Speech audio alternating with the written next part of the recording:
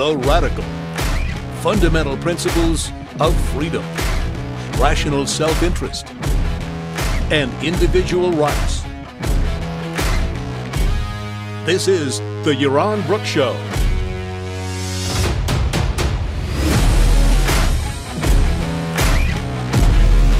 All right, welcome everybody, and thank you for joining me. This is Yaron Brook, and it is Wednesday evening. It's kind of late today. I was worried. We went to dinner to the restaurant. I was worried I wouldn't make it back in time for an 8 o'clock start, so I pushed it out to 8:30. So I apologize for all of those who are past their bedtime.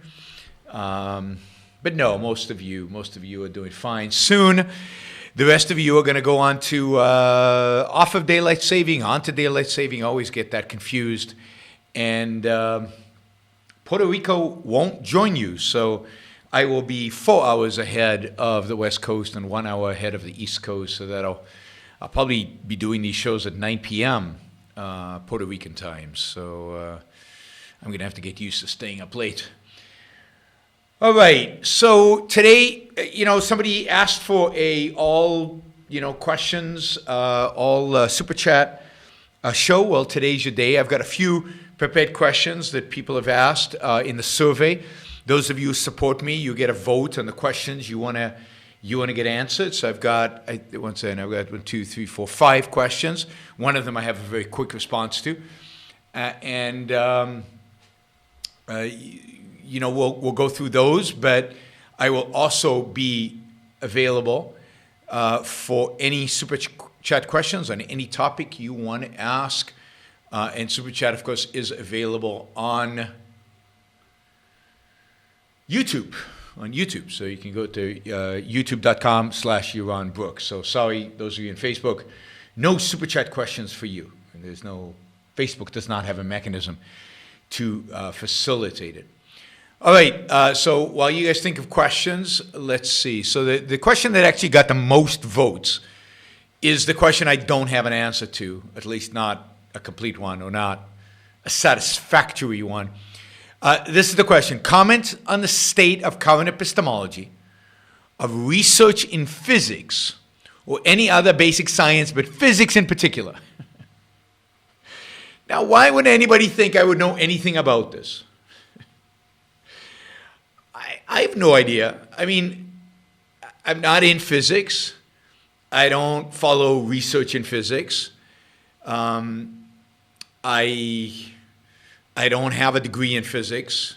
I don't have a degree in the sciences. I'm an engineer and a business finance guy. I just don't know. I can speculate. So, what the hell, right? It's my microphone. So I can say a few things, but they might, if you know something about physics, and you might be an expert in physics, and you're in the field, then you might think that I'm BSing. But let me say a few things based on my very, very, very limited knowledge of the field. What I will try to do is I will try to find somebody who knows more about the field, and knowing that 25% of you, 24% of people voted for this, are interested in this topic. I will try to find somebody who knows something about the topic and interview him and bring him in, and we'll start doing interview shows again and find out. So, right. Time is undefined. Try to define it. We're going to get into these kind of questions in physics, but time is basically a measurement of movement. So movement is what exists. Time is how we perceive movement. We perceive movement through time. So time is a measurement of movement, I think, of change. But again, not my expertise. When I was younger, a young objectivist,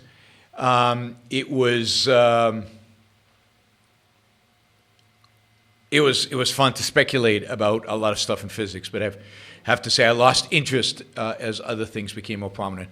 But let me say this. My suspicion is that the state of epistemology in research in physics is terrible. And I base that on the fact that I think the state of epistemology in general in the culture is terrible. The state of epistemology in philosophy is not very good. And, the state of epistemology 50 years ago in philosophy wasn't good, and that is what influences science. And the state of epistemology, in a sense, in physics hasn't been good for a very long time. And you can see that in some of the attempts to interpret quantum mechanics. You can see that in I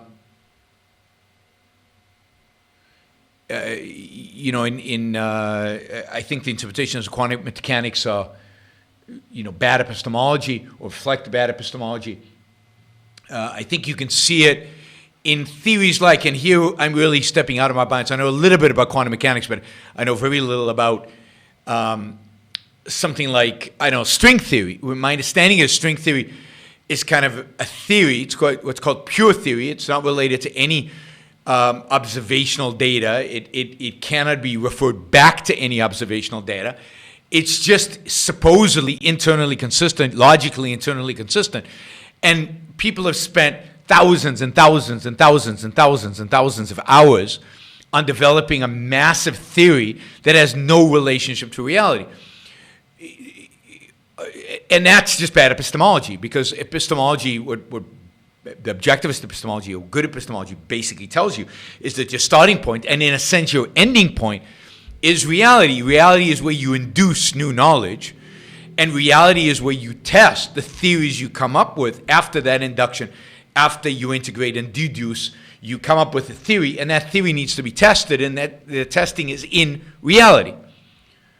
And to the extent that string theory is not a consequence of an attempt in any way, direct or indirect, to observe reality, to induce from reality, and cannot be tested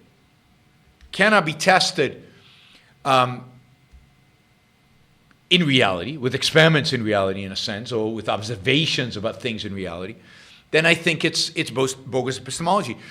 Now again, I don't know much about this, but even, all of Einstein's theories, even though, one could argue that he comes up with them a little bit inside his head without really inducing it from reality, he always comes up with, okay, these are the kind of experiments that if we did, we could prove it or disprove it. We could check it, right, in reality. And experiments that have been done over the decades, experiments that sometimes couldn't be done during Einstein's life, that were done later, have confirmed a lot of Einstein's ideas. So you have to have reality as a referent, both, I think, in developing your theory and then in testing it. And I suspect that that is not the case today in much, not all. I'm sure some research in physics is fine, but I suspect it's not true in most physics research, right?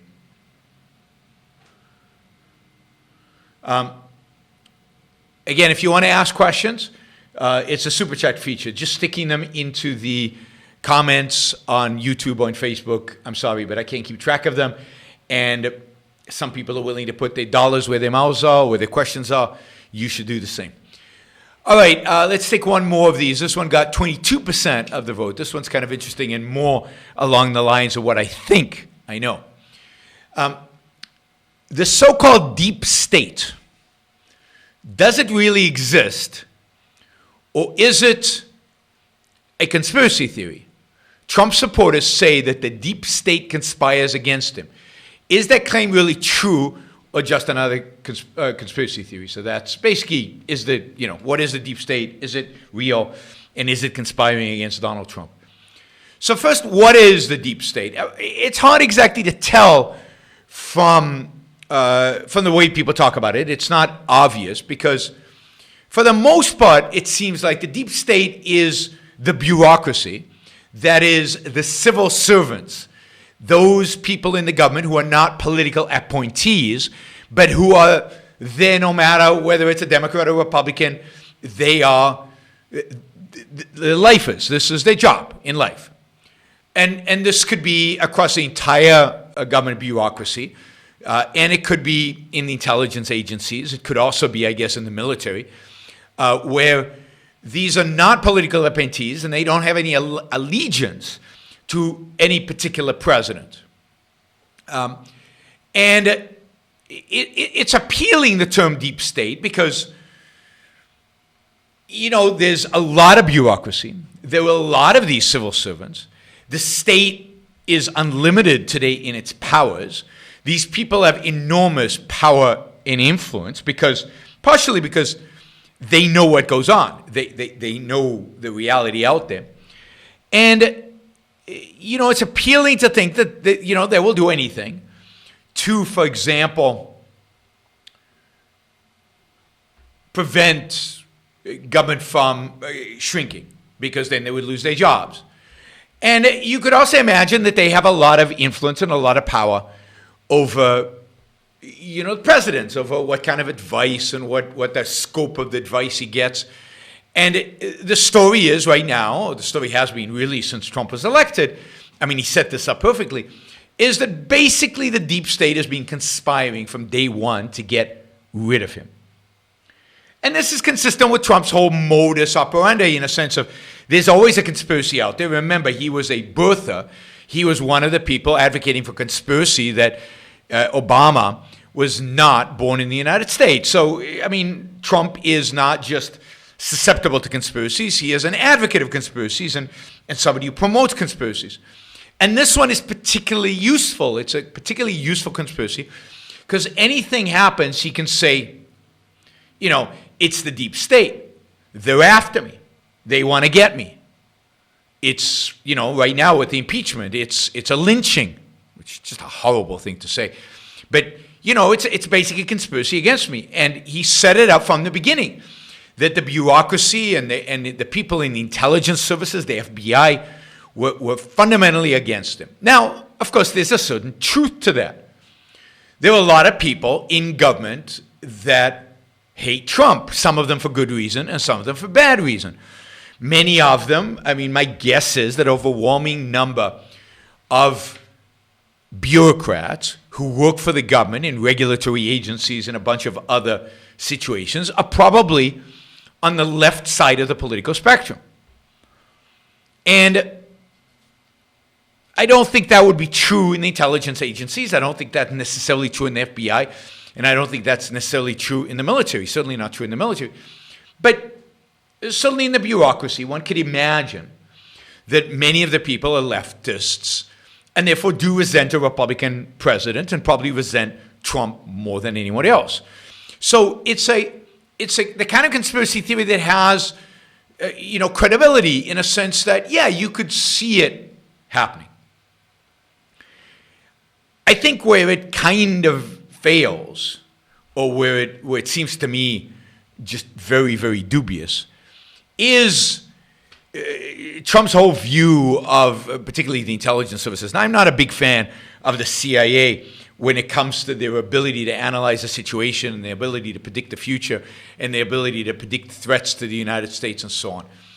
They failed too many times, whether they failed diagnosing the Soviet Union in the 1970s, or they failed seeing the rise of Al-Qaeda, whether they failed giving the right data and information to capture bin Laden much sooner than they did, or Mullah Omar, or helping crush the Al-Qaeda and the Taliban. I think there were other problems, strategic problems, but I'm just not impressed with the performance of the CIA over the, certainly since the 70s, maybe forever. But I doubt that the CIA is populated by a bunch of leftists who are scheming to get rid of Donald Trump. I think there are a lot of people in the CIA, a lot of people everywhere in government, that are very concerned about Donald Trump because Donald Trump is what does he call himself? An unstable or a stable genius, but I think he's an unstable moron. I think it's the better description. I think moron was the term used by Secretary of State, Secretary of State was not part of the deep state. He was a Trump appointee. So one aspect of this is just I don't find it believable that career intelligence services people And certainly more than, maybe a few, but that the entire agency system, including the people at the top, including people that Trump himself has appointed, are all part of some conspiracy to get rid of Trump. It's just, to me, ludicrous that is actually going on. A few operatives here and there, and certainly there are people at the FBI who have shown themselves to have been very anti-Trump and scheming against him from day one. But I doubt that even in the FBI it's widespread and is institutionalized, which is the implication of the whole deep state rhetoric. And I think that's also true certainly in the military, where I don't think there's this vast military conspiracy to get rid of Donald Trump, to conspire against him in a systematic, organized way that's institutionalized. I just don't see it. So, and one of the points of evidence I would suggest in this is that many of the people who are being critical of Trump, many of the people who are being probably more critical of Trump than anyone, are the people who he appointed and have actually left his administration. Whether it was Tillerson, or whether it is Bolton, or whether it is Mathis, or whether it is Kelly, or a lot of these guys, and many of them have not spoken up yet, but I suspect that when they do, it's going to be or whether it's Scaramucci, or whatever, right? Not that I trust Scaramucci necessarily, but the point is that people who actually he appointed think just as badly as him as people within the bureaucracy. So I doubt that there is a deep state conspiracy. I doubt there is such a thing as a deep state. I mean, one of the things the deep state conjures is that it is a conspiracy, that it is organized. It's not a bunch of bureaucrats in different places not liking Donald Trump and maybe trying to undercut certain of his programs. It's an organized effort, a conspiracy with a leader and cells that are in government trying to undercut the president and produce what he has called a coup. That, I think, is ludicrous and is just not happening.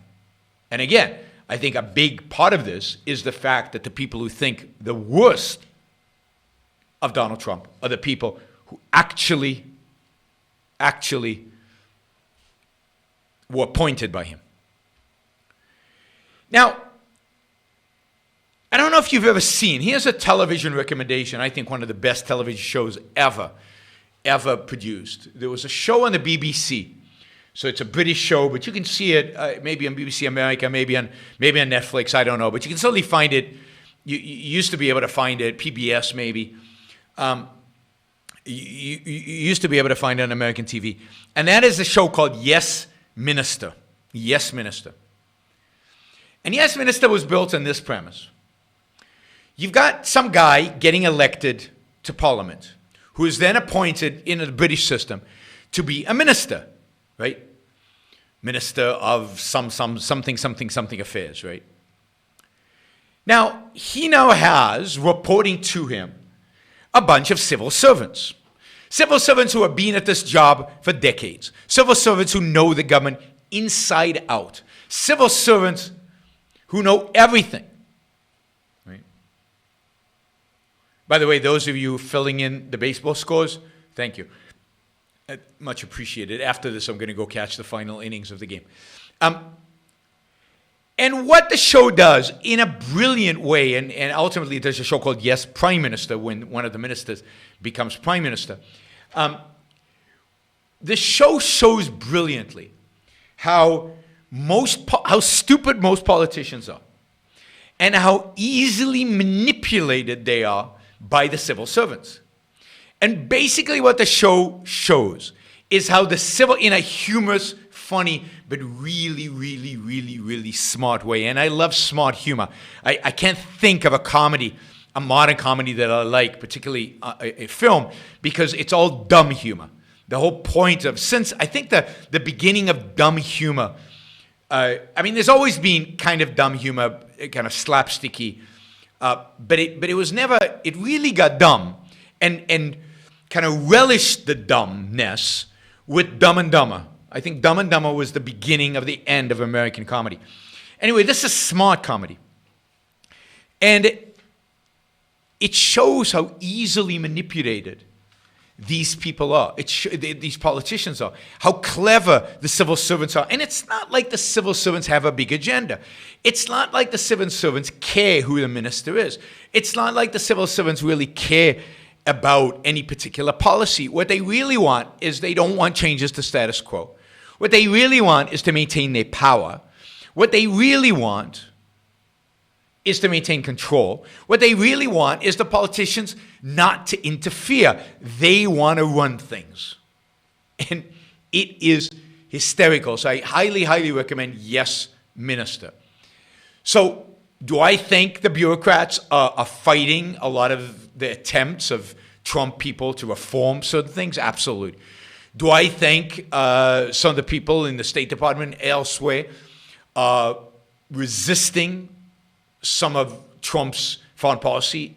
Absolutely, and good, because some of it's really, really bad.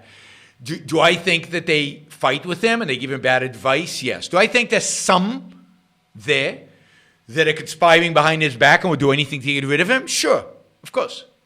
But is it a vast conspiracy? Is there such a thing as a deep state, in the sense that there are people manipulating it, people controlling it, people running it, and it is function as a single unit? No. No. I don't think so. I think it's a disparate group of civil servants, some of whom don't like Trump, but are not going to do anything, some of whom fight it, some of whom might conspire against him, but it's not some deep conspiracy that's going on. By the way, I'll repeat, I highly, highly recommend Yes, Minister. It is one of the great television shows of all time. It's so smart, and it's so on the money, because politicians are generally speaking, they're not smart people, and they can be bamboozled easily. And because their incentives are so manipulated, they can be manipulated easily by smart civil servants. All right, we got those two questions in. So my answer is no. I don't believe there's a big deep state conspiracy against Trump or against anybody else. All right, let's take some of the Super Chat questions. See if maybe I know the answers to these more. All right. Okay, somebody retracted the question, but I'm going to answer it anyway, I guess. Should abortion be legal? And he puts in parentheses, I believe it's immoral. So I believe abortion is both moral, can be moral, every action. I mean, it's not inherently immoral. But it should certainly be, even when immoral, it should certainly be legal. The job of the government, sole responsibility of the government, is the protection of individual rights. A fetus does not have rights. A fetus is not an individuated human being. It is not a separate human being who has rights. It is a potential human being. It will become, hopefully, if left alone and everything goes smoothly, will become a human being. But it is not yet. And it does not yet have rights. Now, I'm not saying it's not alive. Sure, it's alive. Lots of things are alive. The cells of my skin are alive. That doesn't mean it's immoral to cut my skin. And it is potentially a human being. But it certainly does not have rights. To have rights, you have to be a separate entity. There has to be air around you. You can be in another entity. You're not a separate human being. You're not individuated. And it doesn't matter if it's sentient. And it doesn't matter if it can feel pain. And it doesn't matter if there's certain brain functions. It does not have rights until it is born. Now, abortion can be moral or immoral, depending on why it was done. Just like any action can be moral or immoral. Some things are always going to be immoral. But it depends on why they're done. Killing somebody can be moral if it's done in self-defense, immoral if it's murder. Abortion, if it's rational, if it's done for rational reasons, if it's done I think within a rational time frame, is moral. I think it certainly can be done for irrational reasons. I certainly think that mothers can wait way too long before pregnant women can wait way too long before they actually do it, because they don't want to think about it, because all kinds of things, and therefore be irrational. And indeed, the longer they wait, the more they risk their own health. The longer they wait, the more they risk complications. And the longer they wait, the more they risk that a doctor won't perform the abortion. Because the fact is, very few doctors will perform an abortion in the third trimester unless the mother's life is in danger or the fetus is very much deformed. So I think abortion is completely a decision the woman makes. And again, it might be moral or immoral, but the government has no business. And it is absolutely immoral and an absolute violation of individual rights to force a pregnant woman to carry a fetus to term when she doesn't want to. That is clearly a violation of rights.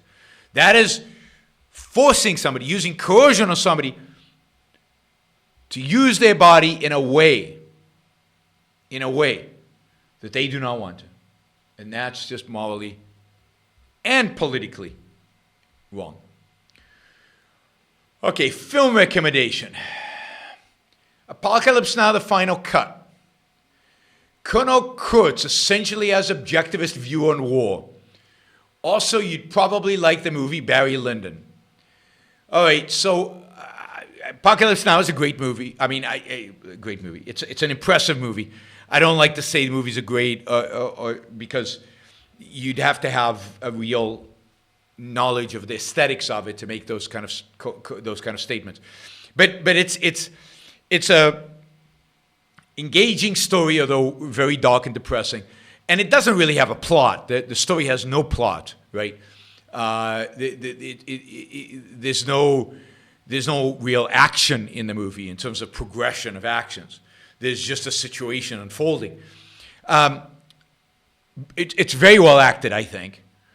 The music is terrific. The suspense is dramatic.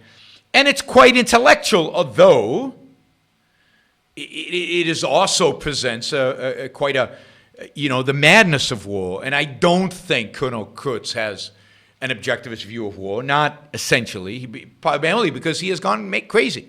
He is not completely sane. And he is functioning outside the law, outside the military. And he is getting, in a sense, his hands dirty when I don't believe you need to get your hands dirty in war. That's what you have an Air Force for, right? It's what you have nukes for. So there's a sense in which you can step back and says it's a similar view of war. You know, total war, defeat the enemy, crush them. Otherwise, don't go to war, don't bother. But that's not really what he's arguing. He's talking about, using their tactics. No, you don't need to use their tactics. Absolutely not. So he does not, from a strategic point of view, have the objectivist view of war. So I recommend the movie. I haven't seen the final cut. I've seen the other two cuts. I'll actually get it at some point, and I'll watch it. But it's a difficult movie to watch. Barry Lyndon is an interesting movie. It's very, very slow. Very slow. Beautifully made. Every frame is gorgeous. It's beautifully made. Very slow. Not one of my favorite Stanley Kubrick movies. There are other Stanley Kubrick movies that I like more. I can't remember what the theme would be. I mean, I probably knew once. I haven't seen it in many years. But I do remember it's a beautiful movie, worth seeing. Stanley Kubrick, basically all his movies are worth seeing because they're all interesting. They're all different. They're all interesting. But Barry Lyndon is not one of my favorite Stanley Kubrick movies. All right. Is it okay to ask what would Rourke do when making a decision? Yeah, absolutely. That's part of the function of art, is to give you a concrete, essentialized view of of a moral hero, so that you can then use it in that essentialized terms what would Rourke do? Now, you have to be careful because you're not exactly Rourke and you're not, but in the essential nature of it, that could really inspire you. So when you're tempted to compromise on a moral principle, what would Howard Rourke do? Might give you the backbone, might give you the courage, might remind you of that massive integration which is morality, that massive integration that is virtue, that integration that is rational egoism, and could help you not compromise your morality. I mean, if you're facing a situation where you need to be courageous, what would Michelangelo's David do? I mean, here he is standing in front of Goliath, confident, ready for action, completely focused, completely integrated. It's not just Ayn Rand that you can use. This is what you can use good art for. Art that has a moral message, that is a projection of a positive view of man, of you that you relate to.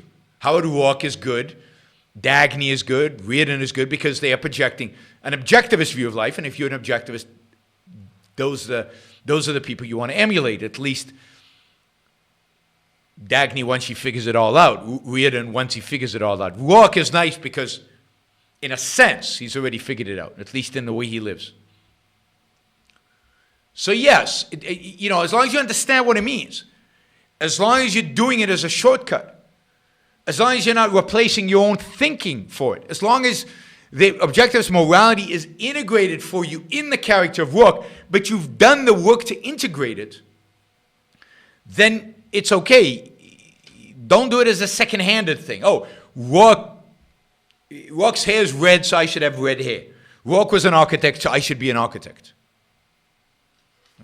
That's not the sense. You want to ask the question, what would Rourke do? You want to ask it in the sense of him representing a certain type of man from the perspective primarily of morality, a certain type of man living consistently, uncompromisingly with the objectivist morality. I'm curious if you guys think the sound today is clipping at the high notes. When I go high like that, does it clip? Do you get a distortion? Just in Facebook got this, just let me know, because I could probably turn it down. Yeah. All right, let's see. What else do we have here? We got a lot of questions. This is good. Should people have the right to live under theocratic rule, or do we have the right to forcefully prevent theocracies in case they become aggressive? People do not have a right to live under theocratic rule. Now, that doesn't mean you have a duty or responsibility to forcibly prevent theocracies, or that it's ever in your self-interest to prevent theocracies. But nobody has a right to be a slave.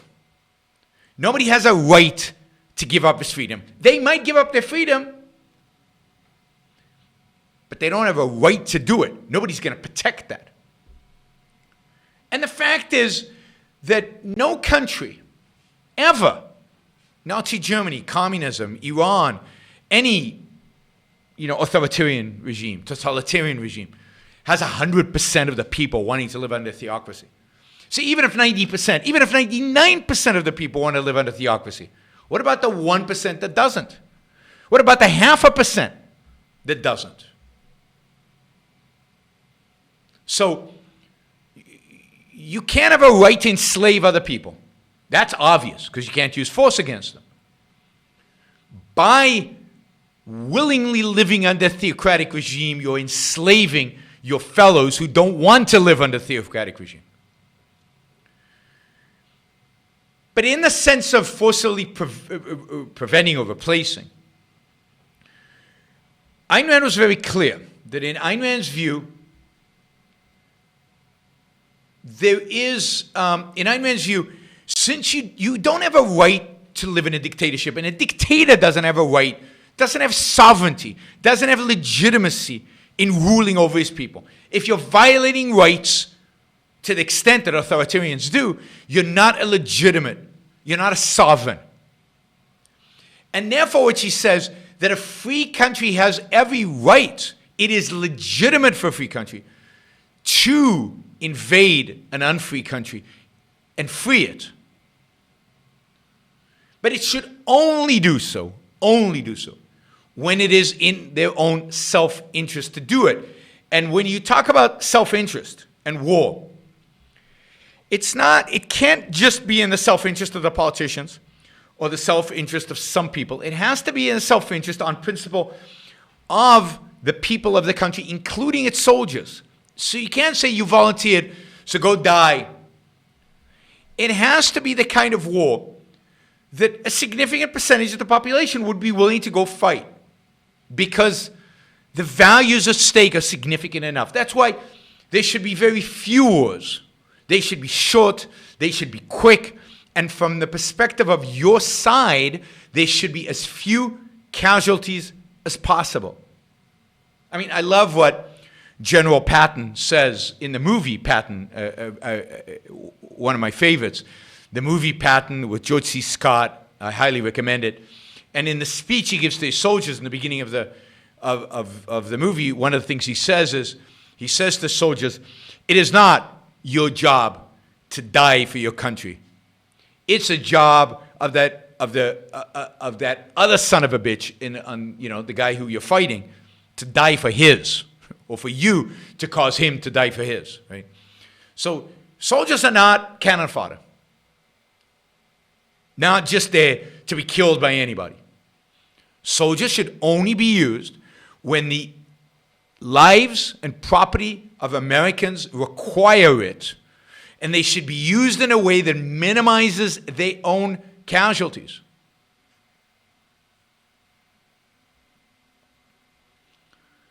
So most of the wars we've engaged in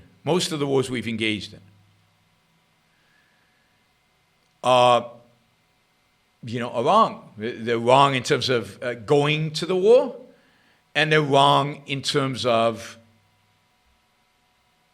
the way the war was fought. So yes, today, I mean, these wars, it truly is pathetic. It truly is pathetic what we have today. All right. Irrational people frustrate me. Got any tips? I mean, join the club. Well, of course, irrational people frustrate you. I mean, they frustrate me. They frustrate everybody. The only tip I have is to the largest extent possible in your life, avoid them. That is, try to live your life among as many rational people as possible. Surround yourself with rationality. Avoid people who are irrational to the extent that you can. And when it frustrates you, recognize the fact that it should frustrate you. There's nothing worse, in a sense, than being irrational. It's anti-life. It's the essence of anti-life. Reason is man's basic means of survival. Irrationality, anti-reason, is man's mechanism for defeat, for death, for against his life. So I'm glad you're frustrated by irrational people. I'd be worried about you if you were not, and I do not have any particularly interesting tips around that. Sorry. All right. Just had to delete something here. Let's see. Next question. Let's close this. Next question. This may sound dumb and silly, but do you like elite instant coffee? I don't like it. I love it. Would you agree what you're describing is a stay state? I don't know what a stay state means. I love it. All right. No, I hate elite instant coffee. I hate instant coffee. It's tasteless. It's pretty much terrible. So no, I really do not like it. And I much prefer, right now I have this Nespresso one of those Nespresso machines with the pods, and you get a whole selection of different coffees. And it's fun to have different coffees on different days with, that are slightly stronger, slightly more this, slightly more that, but you get a full coffee flavor. Now, granted, when I was young, I drank a lot of elite instant coffee because that's all we had. All we had when I was growing up, all we had when I was in Israel was either instant coffee or Turkish coffee, mud. And so I liked it when it was, coffee. Any kind of coffee is better than no coffee. So I liked it well enough when it was the only kind of coffee available to me. Hi, Yaron. Currently a first-year undergrad studying economics at Yale. Any economics books you recommend looking into that I might not be exposed to? Well, yes. I mean, all the writings of Ludwig von Mises.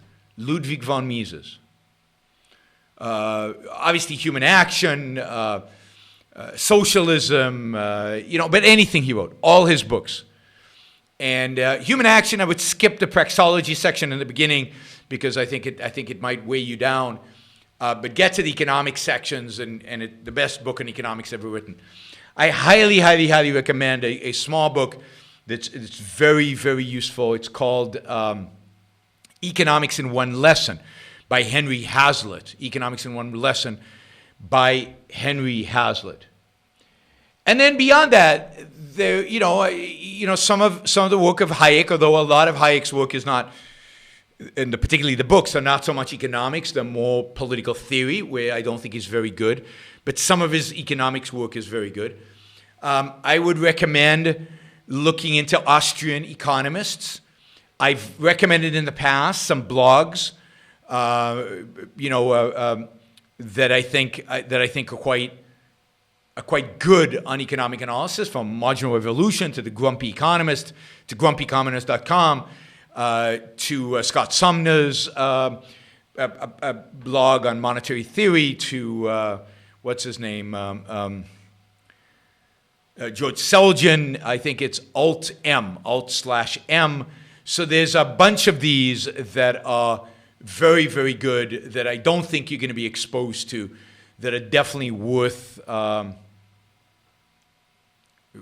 reading. But Austrian economists, I would definitely read Milton Friedman. It's easy enough to read.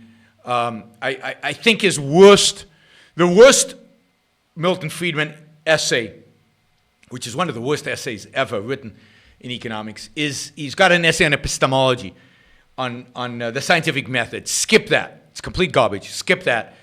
Go to his popular books on economics, Capitalism and Freedom, I think. Now, they're full of compromises that, if you're an economics student, you should know Friedman.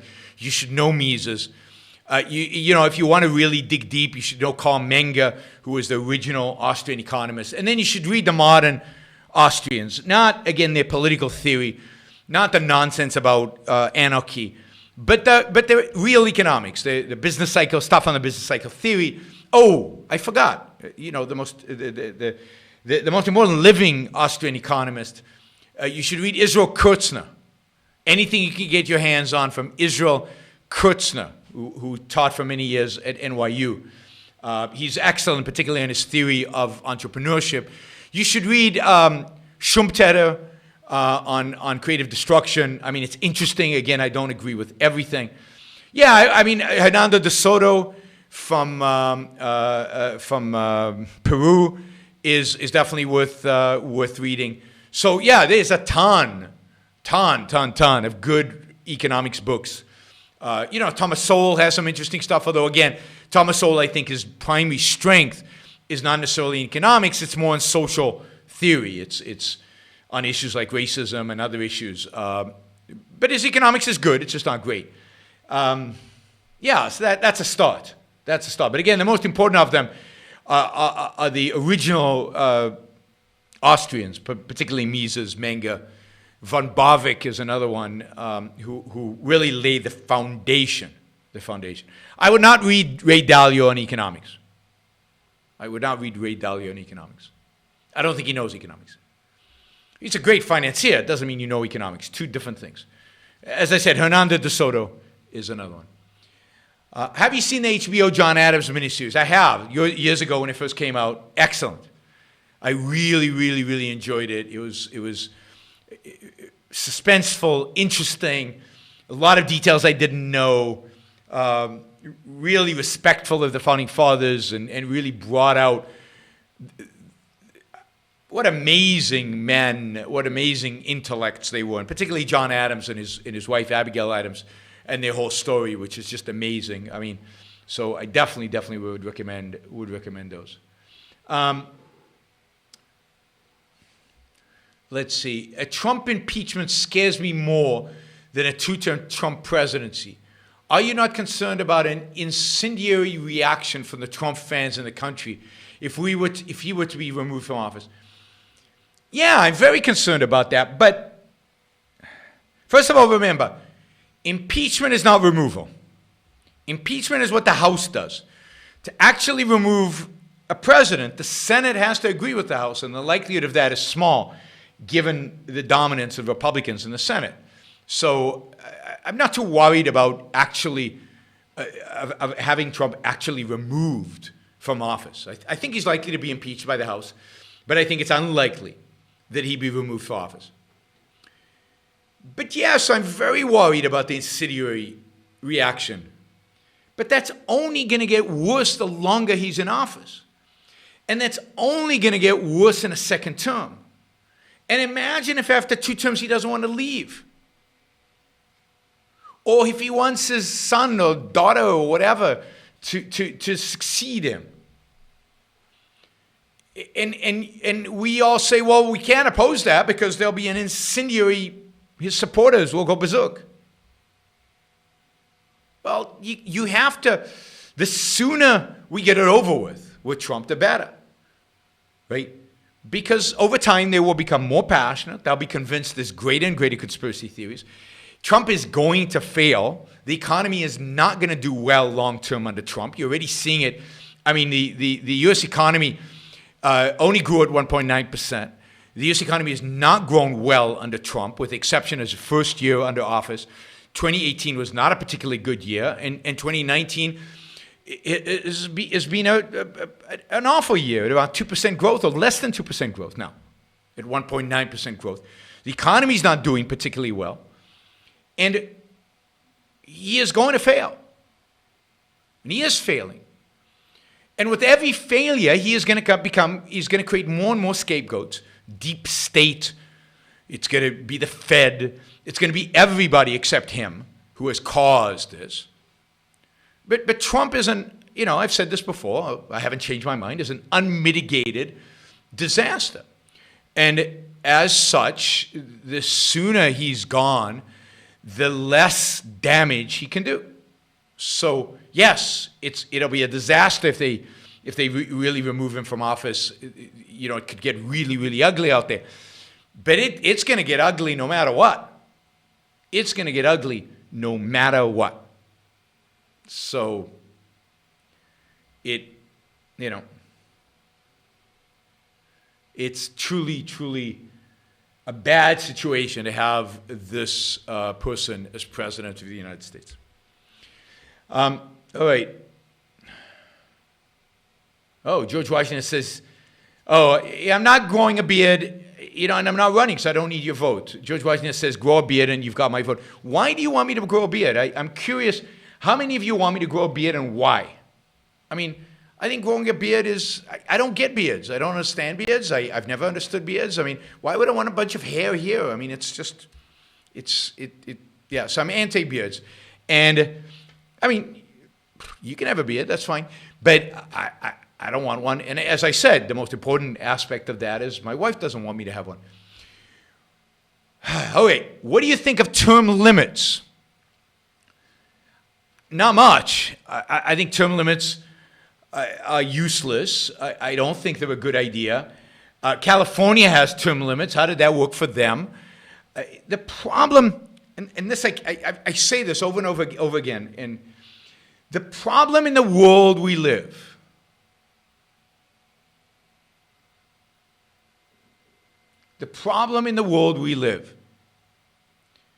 is not our politicians. is not our politicians. The problem with the world we live is ideas. It's philosophy. It's ethics. It's epistemology. It's political theory. It's the people. It's our sense of life. It's our respect for the rule of law and respect for what the law actually represents and what the law should represent. So I don't think there are any gimmicks to solve the problem that we have. And the fact is the term limits have been tried. California is a great example of term limits. It hasn't improved the state one iota, and arguably it's made it better. It's made it worse. So no, I don't think the problem is that politicians stay in office too long. I think the problem is who the politicians are. And that doesn't change. You just replace one group of really, really bad people with another group of really, really bad people.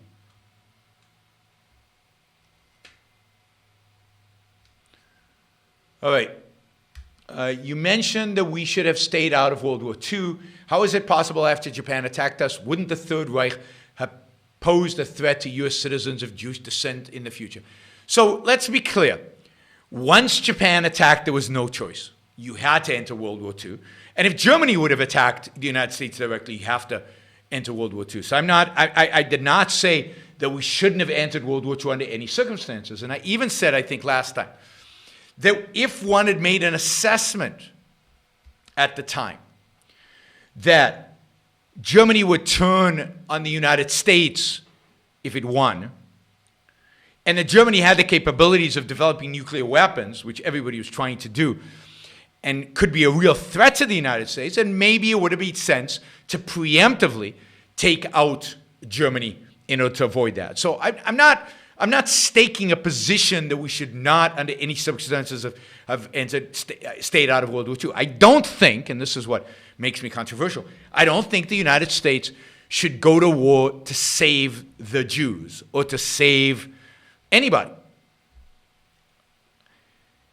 The only assessment that needs to be done to stop the Holocaust, I don't think they should have gone to war to stop the Holocaust. The only assessment that should be done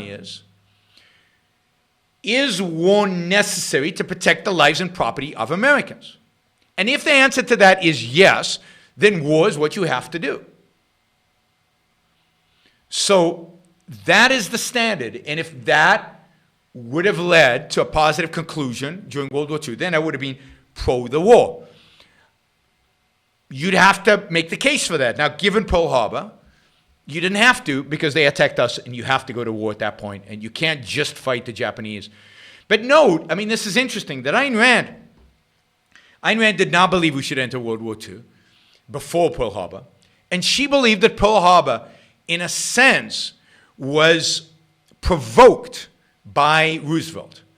She did not believe the United States should have embargoed the Japanese. And she thought that by embargoing the Japanese, we provoked them into attacking.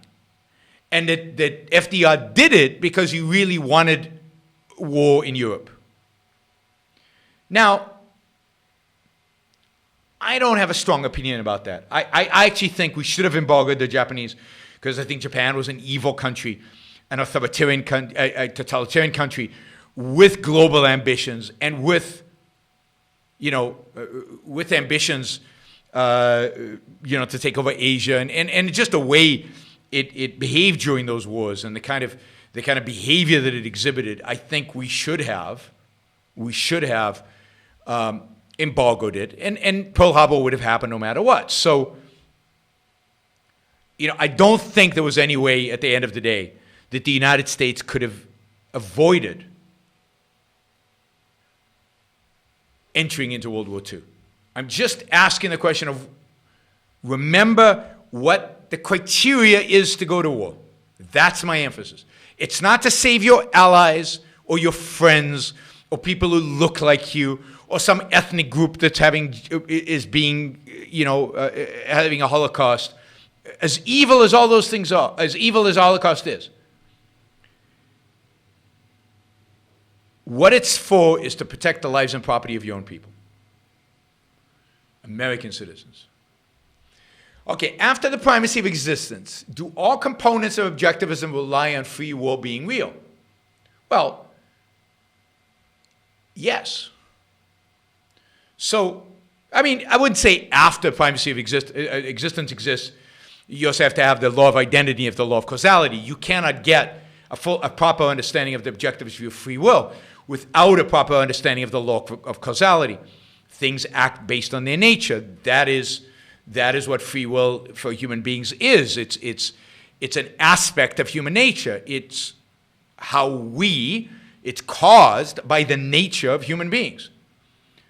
It's part of that nature. It's not, we don't have, objectivism does not have a billiard ball view of causality. And it's only a billiard ball view of causality which rejects free will. It's bad epistemology. So, yes, for everything really beyond that, for the idea that reason is man's basic means of survival, for the idea of rational egoism, for the idea of capitalism, all of that rests on the axiomatic concept, this self-evident idea of free will that's directly observable through introspection.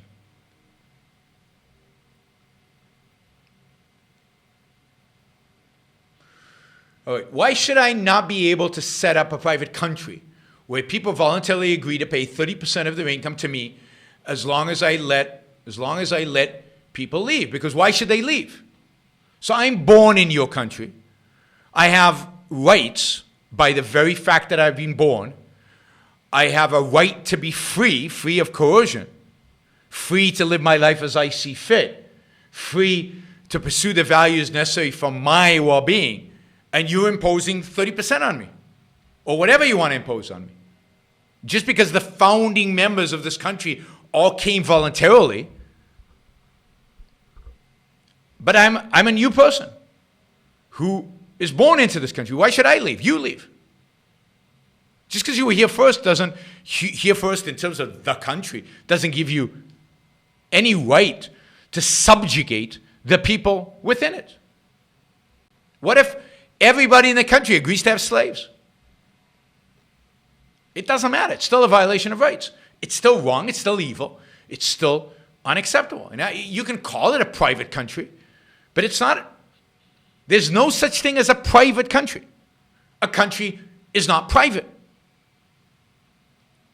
So again, you can have a private country club. Sure, you can choose who comes and who goes, and you can choose to do what you want within that private country club. But as soon as you violate somebody's rights within the private country club, the government has every right to step in and stop you. Right?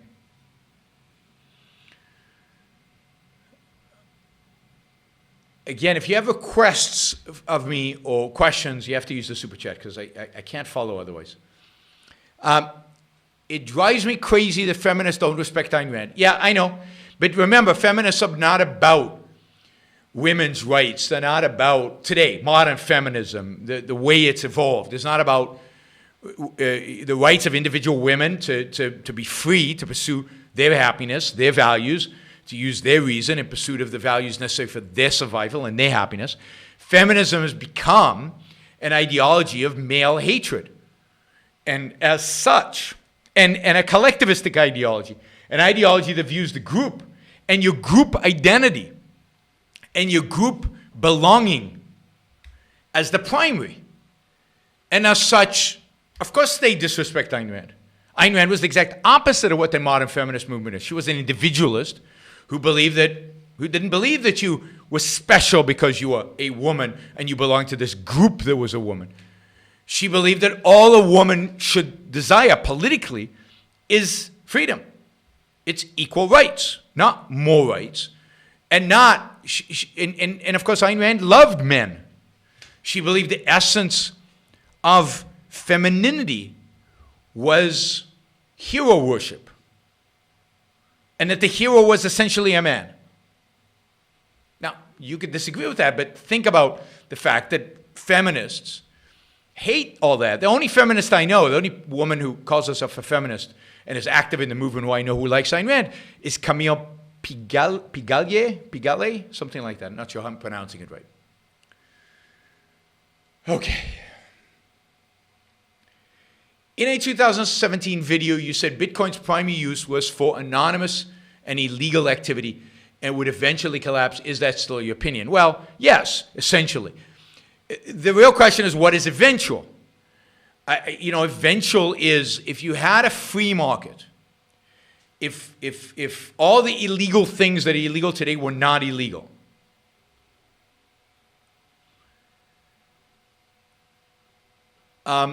then there would be a lot less uses for Bitcoin, a lot less reason to be anonymous. I also think that in such a world, there would be real competition for Bitcoin. That is, there would be cryptocurrency that was based on something, that was grounded in something like gold or some other, a real asset. I think the big weakness of Bitcoin is that it's not based on a real asset. It's not based on something that has value above and beyond its use as a monetary currency. And I think that is one of the characteristics of money. It has to be something of value beyond people's willingness to just exchange it. Paper money gets its value from legal tender laws. Try not using dollars and see what the state will do to you. So it gets it from the gun, from laws. Bitcoin has no basis. So as long as there's illegal stuff to do, as long as anonymity is valued in transactions, Bitcoin will survive. That's going to be a long time. It will survive for a long time. Because, for example, if I want to get money out of China, and China has capital controls, then one great way to do it is using Bitcoin. Now, I'm going to want to get money out of China for a long, long, long time.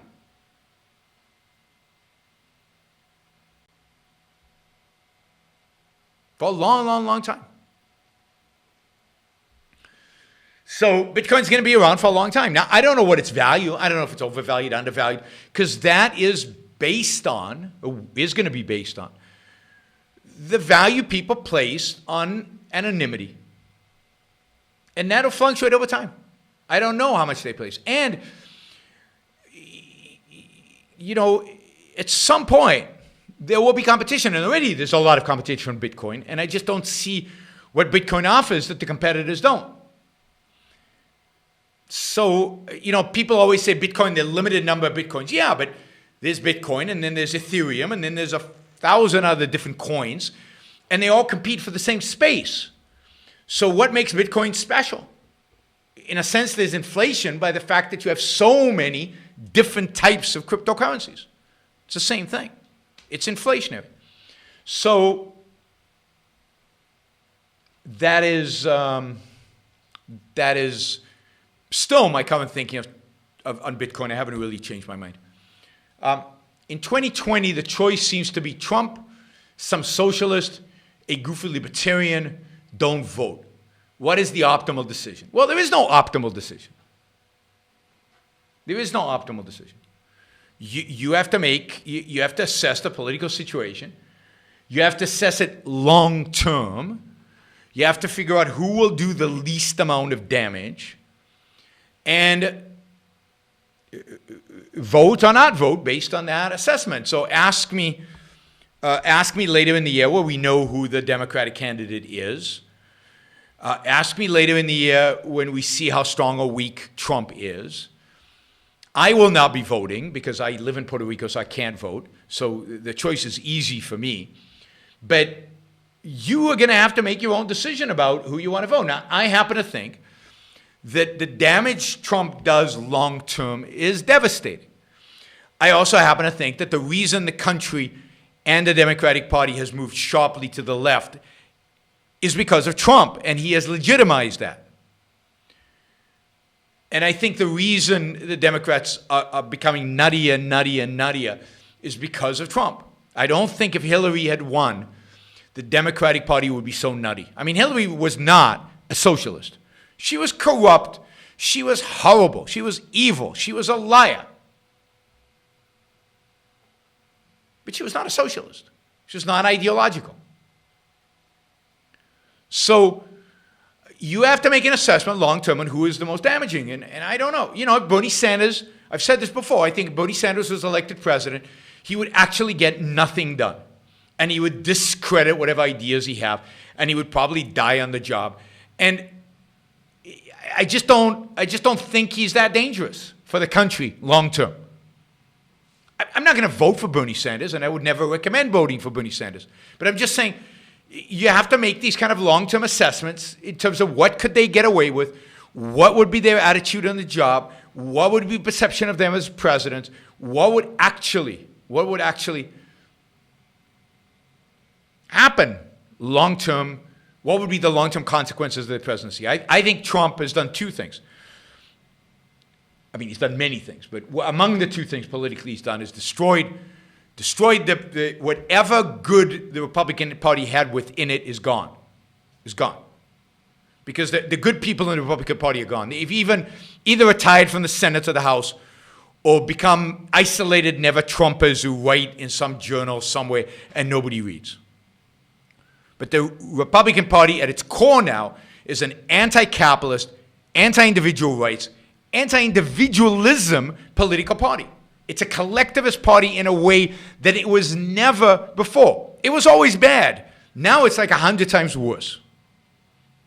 And again, the positive elements that existed in the Republican Party are now gone. They're fragmented, they've disappeared. And the positive elements that existed within the Tea Party that was affiliated with the Republican Party have completely dissipated and disappeared and got away. So that's why I think it's a very difficult choice, and there's no optimal decision because there are no good outcomes. There's just a whole series of bad outcomes that, I mean, I would try to vote in a Republican primary and try to vote against Trump, just at the very least for the fun of that, right? You know, maybe Justin Amash will run. Although, you know, there's certain things I disagree vehemently with Justin, but I like him in many other respects. All right, let's do no more Super Chat questions for less than $25 because I've got a lot of questions still, and it's getting late. Okay, beards are inefficient. They create too much drag. I agree. All right, if Britain let Germany take back West Prussia, could there be a peaceful situation? Did H want to rebuild pre-World War I Germany, H? Or did he want further conquest? I don't know. So I don't know enough about pre-World War II politics, really, to tell you. But I have a sense that one way or the other, a world war would have happened. Or, you know, a major war in Europe, and given the status of the Ottoman Empire, I think it would have gone into Asia as well. I don't see how you could have avoided it, because the fact is that wars, like everything else, are consequences of ideas. And with the rise of collectivism in the late part of the 19th century, early 20th century, and the rise of German collectivism, but collectivism all over Europe and all over the place, there was going to be a conflict that would result in war. And it was just a matter of when and what would be the excuse. So I don't think it's, if only we'd given them that, or they had received this, or they had done that, or they wanted this. That's not the issue. It's the issue of the way people thought about the world. And Germany was clearly ambitious. Germany was a relatively new state. It had been formed in the 19th century. It had clearly a view of its own superiority, and it was going to go out there and it was going to be aggressive, and the rest of Europe was going to respond in stupid ways because they all were collectivists. And, you know, Germany had a bit of an inferiority complex versus Britain and so on, but it's ideas, and ideas were becoming rotten, and rotten ideas lead to war. And the only thing I think that preventing war in the late 20th century and early 21st century is the utter disaster of consequences, much worse than World War I and World War II, because of nukes. I think mutually assured destruction has kept the peace in many ways. All right, as I said, no Super Chat questions unless you're willing to put $25, because I've got a whole list here. Was Aristotle a black and white thinker like Ayn Rand? Did he see everything as absolute? Was Ayn Rand a greater philosopher than Aristotle? I mean, I'm not an Aristotelian scholar, but it's not clear what you mean by black and white. Did he believe that some actions were moral and some were not? Yes, I think he did. But he had this idea of a golden rule, that kind of balancing act between extremes, and virtue was somehow a moderation of those. So I don't know that you would describe him as black and white, but he did believe there was truth and falsehood, right and wrong. So I think there's more similarity with Rand's view of black and white than there's dissimilarity, if you will, or disagreement. Was Ayn Rand a greater philosopher than Aristotle? No, I don't think you can say that. I don't think it's meaningful to say that. I don't think it means anything. I mean, there were three, maybe you could say 4 great philosophers in human history, system builders, people who built systems, who had something to say about every key question in philosophy. Plato, Socrates, Aristotle, Kant, and Ayn Rand. Kant is an evil guy, bad philosophy. And Aristotle, and so is Plato. And Aristotle and Ayn Rand on the good side. Is Ayn Rand greater than Aristotle or not? I don't know. And it's irrelevant, doesn't mean anything, right? And of course, she comes way after him. So she's got 2,000 years of history to learn from. So she can integrate, and she's got the scientific revolution, the industrial revolution, the Renaissance are behind her and ahead of Aristotle. So given when Aristotle was and how much he achieved philosophically, I guess you have to give the edge to Aristotle, but I don't think it means anything either way. Why do you say the Nazis were more suicidal than communists?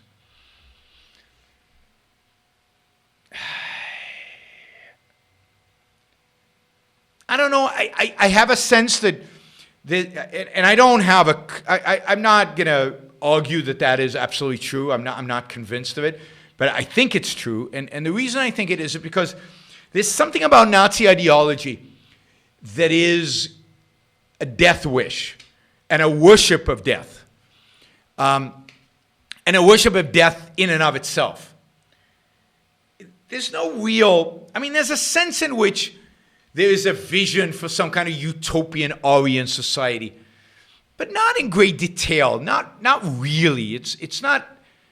I'm not going to use the word coherent, but it's not really a vision for some future for which we have to make so-called sacrifices today. Some people have to die in order to achieve this. There's no optimism about the future. I don't think. I think it's much more the worship of death than anything else. Communism has this view of one day we're all going to be running around happy as can be, achieving all our values with no effort and easy, right?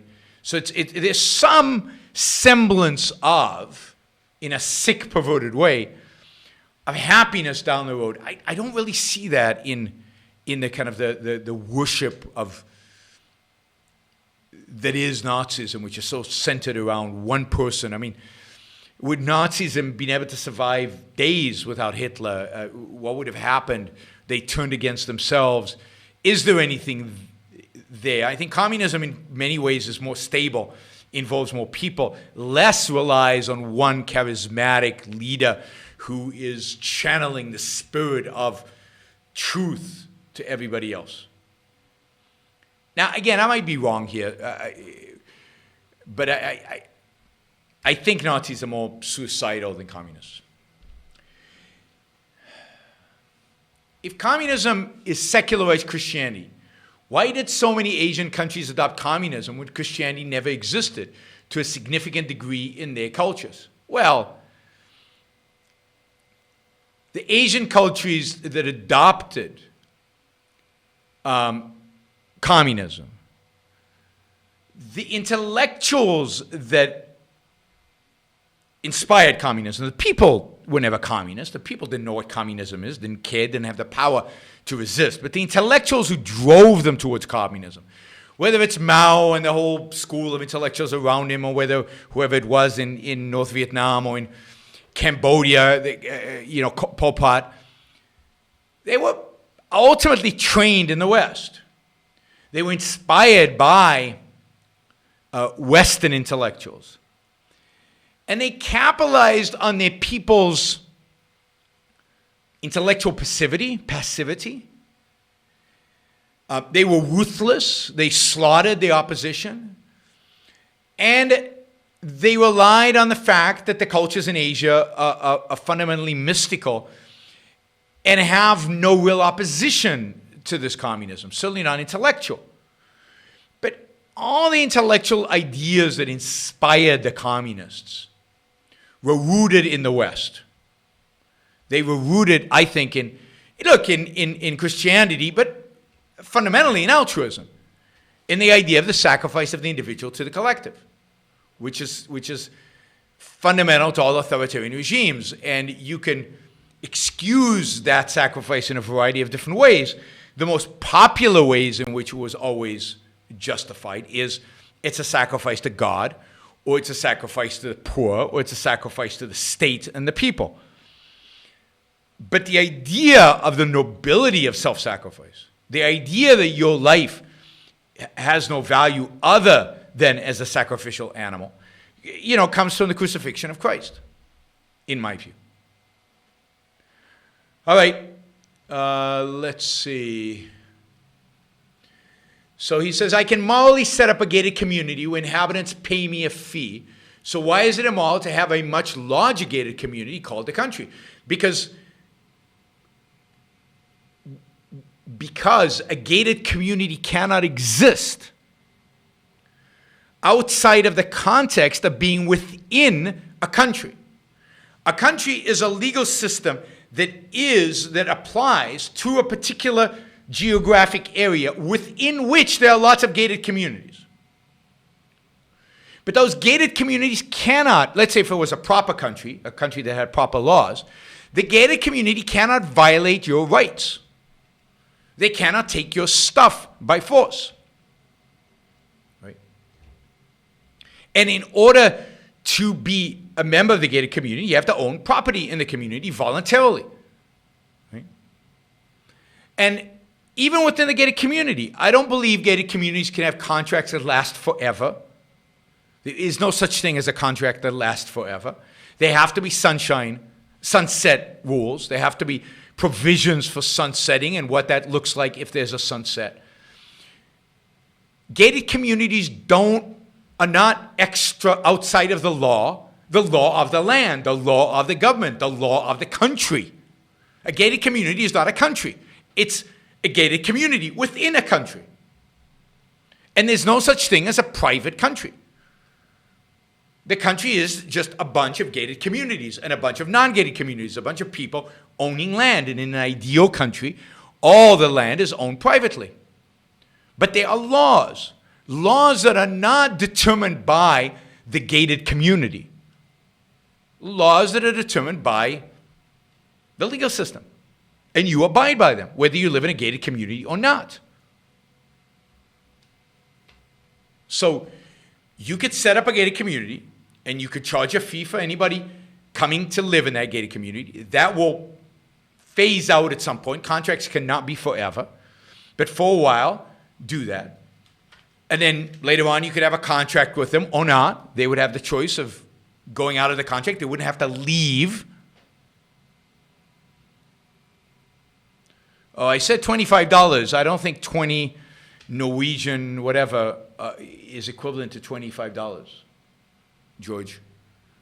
All right, I'll take the question, but that really has to be it. So no, you cannot confuse private property with the state. The state's job is to protect your private property. And you cannot have a gated community without a state protecting that private property. Otherwise, you have anarchy, and your property rights can be violated at any time, and there's nobody there to protect those property rights. I don't believe in anarchy. Anarchy is an immoral system. So a child is born into a graded community, but the child automatically doesn't own property, right? And the child inherits property with a lien associated with it. But again, that contract that's associated with the property ultimately goes away, and it probably is less than the parents' lives. All right, have you seen any of the Basil Rathbone Sherlock Holmes film series? I think they're good examples of thrillers mentioned in the Romantic Manifesto. Yeah, I mean, I think they're good. I like them a lot. I think they are romantic. Yeah, I mean, I like Sherlock Holmes. I like those Sherlock Holmes movies. All right, are patents immoral? No. I would definitely read an essay by Ayn Rand on patents and copyrights in the Romantic Manifesto, in Capitalism, Not Known Ideal, where she talks explicitly about patents, copyrights, trademarks, and absolutely, they're a form of property. And the government is obliged to protect your intellectual property. A patent is just the registering of that intellectual property so that the government knows what to protect. It's just like you register your land or you register a building. There's a registry so the government knows what to protect. Okay, I am going to, I've got some more questions from the survey, particularly one on intersectionality, which I will address in a future show coming up soon. I think it's a topic I addressed extensively, I can't remember, 2 years ago on one of my shows, but I don't think it ever appeared on YouTube. I think it's only on my old podcasts. So I will have to redo and come back with a show on intersectionality. It's a constant issue unfortunately, in the world in which we live, and its influence is seemingly only growing, not fading away. Yep. So, Tom, thanks for keeping me abreast of the baseball score. And Tom, you're right. Property ownership is contextual. And in property ownership does not give you a right to violate other people's rights, even if they are on your property. It's what you can do in your property is contextual. And part of the context is the law of the land. All right. Thank you, everybody. I hope you enjoyed the Q&A show. I certainly enjoyed it. Thanks all of you who participated in the Super Chat. Those of you who did not and who want to support the show, and those of you who did and want to support the show, you can do so on yaronbrook.com/support. And I appreciate all of you who do support the show, whether through one of the websites or through the Super Chat feature. Thanks, everybody. Have a great night. I hope Houston wins. And I haven't seen the Celtics game score, but they were losing badly earlier, so I expect they are probably still losing the game. Thanks, everybody. Have a great Halloween. I will see you probably on Saturday, maybe on Friday. We'll see if I can do a show on Friday, but certainly on Saturday, 3 p.m. East Coast time. Bye, everybody.